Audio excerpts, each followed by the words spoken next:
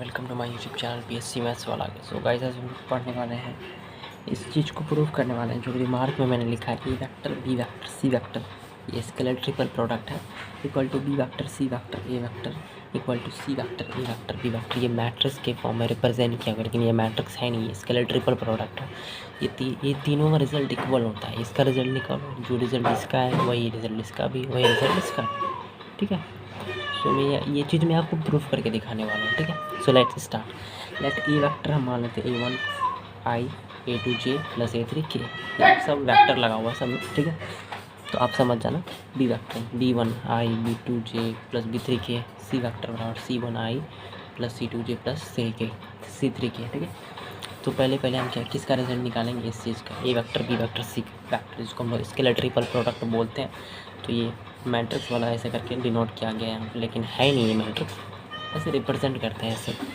So now A vector B vector C vector निकालेंगे। So A vector है ना, तो सबसे पहले फर्स्ट रो में ए वेक्टर का लिखेंगे, जो हम लिखे A1 A2 A3, ये I J K हट जाएगा। ठीक है, A1 A2 A3। फिर बी वेक्टर का B1, यहाँ देखो B1 B2 B3 है ना, तो यहाँ लिखेंगे B1 B2 B3। C vector का क्या है C1 C2 C3, तो यहाँ भी लिखेंगे C1 C2 C3। Next step में क्या करना है, हमको क्या लाना पता है, अभी माइंड में बस इतना ही है कि हमको ये लाना B vector C vector A vector. अगर हमको यहाँ पे बी वेक्टर चाहिए, पहले तो यहाँ A vector B vector C vector है, सोच के देखो। अगर हमको यहाँ बी वेक्टर चाहिए, फर्स्ट में ए वेक्टर, लेकिन हमको फर्स्ट में बी वेक्टर चाहिए, दोनों का रिजल्ट हमको इक्वल दिखाना है, तो हम क्या करेंगे, ए वेक्टर था फर्स्ट में, तो किसका यहाँ पे है क्वांटिटी, ए वेक्टर का ही, जो यहाँ पे हम लिखे हैं ए वेक्टर का वैल्यू उसी जगह ना, यहाँ A1 A2 A3 है ना, A1 A2 A3। तो हम ऐसा कुछ कर दें, कि यहाँ ए वेक्टर की जगह बी वेक्टर आ जाए। अगर यहाँ बी वेक्टर का होगा, कब होगा, जब यहाँ बी वेक्टर का हम वैल्यू पुट करेंगे। वो क्या है B1 B2 B3 होगा ना। सो हम क्या करते हैं, एक्सचेंज कर देते हैं रो, ये R2 ये R1, ये फर्स्ट रो ये सेकेंड रो, तो ये दोनों को एक्सचेंज कर देते हैं, तभी तो बी वेक्टर फर्स्ट में आएगा। सो जब हम भी रो करो चेंज या कॉलम करो एक्सचेंज, हम यहाँ पे लिख दिया R2 एक्सचेंज R1। जब भी आप रो या कॉलम को एक्सचेंज करते हो ना, तो अपने आप नेगेटिव माइनस का साइन लग जाता है। ये डिटरमिनेंट में आप लोगों ने 12th क्लास में पढ़ो या 11th में पढ़े होंगे। ठीक है, चलो आ गया माइनस। ठीक है, माइनस मैंने लगा दिया, और जो R2 था उसको R1 की जगह कर दिया, B1 B2 B3 A1 A2 A3 C1 C2 C3। R3 अपनी जगह पे है, बस चेंज किसको किए दोनों को। यहाँ पे A1 था, यहाँ पे A2 था, यहाँ A3 था, अब यहाँ ऊपर चले गया B1 B2 C3, नीचे आ गया A1 A2 A3।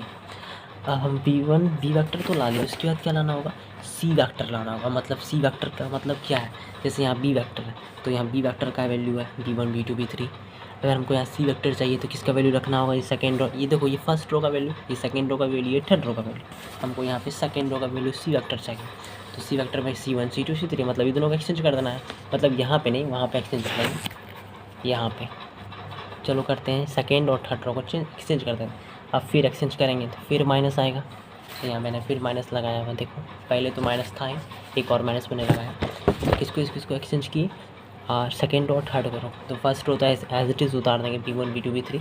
Second row क्या A1 A2 A3, तो सेकेंड रो कहाँ चल जाएगा, थर्ड रो में। थर्ड रो कहाँ चल जाएगा, सेकेंड रो में।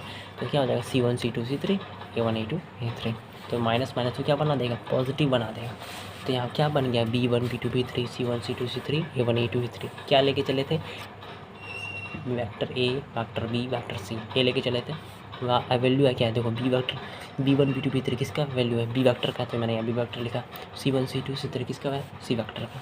A1 A2 A3 ए वेक्टर का। तो ये देखो इक्वल हो गया, इसको मान लो इक्वेशन 1। क्या माना, इक्वेशन 1। अब हमको किसका वैल्यू दिखाना है, अब इसको हम इक्वल दिखा देते हैं ये दोनों के। तो अगेन हम लेके चलेंगे A vector B vector C vector, इसी चीज़ को लेके चले। देखो जो यहाँ पे था A vector B vector C vector, जो मैंने यहाँ रिमार्क में लिखा हुआ है A vector B vector C vector. Okay, so A vector का वैल्यू यहाँ लिख देंगे A1 A2 A3, जो भी अभी तुरंत मैंने बताया है। बी वेक्टर को लिख देंगे B1 B2 B3, C vector को लिख देंगे C1 C2 C3। हमको अब क्या लाना होगा पता है, फिर से मैं आपको बता रहा हूँ, ये लाना है C vector A vector B. जैसे यहाँ पे B vector C vector A vector लाए, उसी तरह C vector A vector B vector लाएंगे। तो यहाँ पहले में सी वेक्टर मतलब फर्स्ट रो में सी वेक्टर का वैल्यू रखेंगे, सेकेंड रो में ए वेक्टर का, थर्ड रो में बी वेक्टर का। तो आप एक्सचेंज वाला सिस्टम लगा, ऑटोमेटिकली हो जाएगा। इसमें क्या है, हाँ तो पहले क्या लाना है सी वेक्टर, जैसे कि मैंने अभी तुरंत मार्क में लिखा सी वेक्टर चाहिए तो हमको ये सी वाला यहाँ लाना हो, क्योंकि ये सी वेक्टर का वैल्यू है, हमको फर्स्ट रो में चाहिए। तो क्या करेंगे R1 को R8 से एक्सचेंज कर देंगे। देखो मैंने वही लिखा है R1 एक्सचेंज R8। जब भी रो या कॉलम चेंज करेंगे बार बार मैं बता रहा हूँ तो वह माइनस आ जाता है। तो ये मैंने माइनस लगाया, ये R1 का ये R8 R1 में चल जाएगा और R1 R8 में।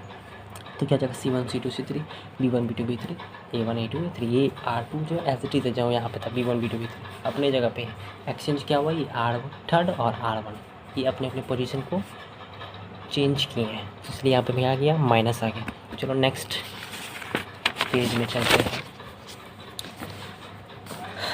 तो अब हमको क्या लाना है, ए वेक्टर लाना है। सी वेक्टर के बाद क्या लाना है, A vector. So A vector लाना है तो क्या करेंगे, मतलब सी वेक्टर फर्स्ट रो का, अब ए वेक्टर चाहिए तो सेकेंड रो में ए वेक्टर का वैल्यू चाहिए कि नहीं चाहिए बताओ, 100% चाहिए। तो अब क्या करेंगे, देखो यहाँ पे 1 सेकेंड हम पीछे चलते हैं, हमको यहाँ पे ए वेक्टर चाहिए सेकेंड रो में, तो हम क्या करेंगे R2 को R8 से एक्सचेंज कर देंगे। सिंपल सा, ऐसे सिंपल सभी जान रहे हैं। और आपको लगता है आप खुद बना सकते हो इस सब चीज़ को, फिर भी मैं आपको बता रहा हूँ, ठीक है। तो यहाँ R1 तो ऐसे रहेगा C1 C2 C3 एक्सचेंज ये दोनों बात, तो A1 A2 A3 B1 B2 B3। तो ये माइनस माइनस को क्या बना देगा, फिर से माइनस आ गया ना, तो पॉजिटिव हो गया। तो क्या करेंगे अब यहाँ हम क्या लेके चले थे, A vector B vector C vector. पहला सी वेक्टर का वैल्यू तो सी वेक्टर लिखें, दूसरे में ए वेक्टर का वैल्यू तो ए वेक्टर लिखें, थर्ड में बी वेक्टर का वैल्यू तो बी वेक्टर लिखें। सो ये दोनों भी इक्वल हो गए, इक्वेशन इसको माने 2। सो फ्रॉम 1 and 2 से हमको पता चल रहा है क्या कि मैं A vector B vector C vector is equal to B vector C vector A vector is equal to C vector A vector B vector. हम लोगों ने ये प्रूफ करके दिखा दिया। आई होप आपको समझ में आ रहा हो। एक और रिमार्क है, आप लोग देख लो। देखो A vector B vector A vector का वैल्यू 0 होना चाहिए और ए वेक्टर बी वेक्टर का भी वैल्यू 0 होना चाहिए। कैसे, मैं पहले आपको एक चीज़ ऑब्जर्व करके बताऊंगा, लेकिन पहले मैं बता ही देता हूँ। देखो ए वेक्टर और ए वेक्टर दोनों सेम है ना, इसलिए वैल्यू 0। अब इसलिए क्यों, वो कंसेप्ट में भी आपको बताऊंगा। जैसे यहाँ बी वेक्टर दोनों सेम है ना, जब भी दो सेम आ रहा है समझो वैल्यू 0। अब कैसे मैं आपको बता रहा हूँ, देखो यहाँ मैंने लिखा A vector B vector A vector, इसी चीज़ को मैंने बताया। सो ए वेक्टर का वैल्यू क्या था, A1 A2 A3 से ना, अभी तुरंत मैंने बताया ना A1 A2 A3। B vector का value B1 B2 B3, A vector का वैल्यू A1 A2 A3। तो हम लोगों ने पहले ही 12th क्लास में डिटरमिनेंट चैप्टर में पढ़ा हुआ है कि जब भी कोई रो या कॉलम सेम है, जैसे यहाँ पर रो सेम है R1 और R8 सेम है कि नहीं, सिमिलर है ना, दोनों ही सेम है ना। जब भी ऐसा सिचुएशन आया कि कोई कॉलम और रो सेम है, या कॉलम सेम होगा या तो रो सेम, यहाँ पर रो सेम है A1 A2 A3, R1 same R8 भी A1 A2 A3, इसलिए मैं यहाँ लिखा हुआ R1 सिमिलर ऐसे करके एज इट इज़।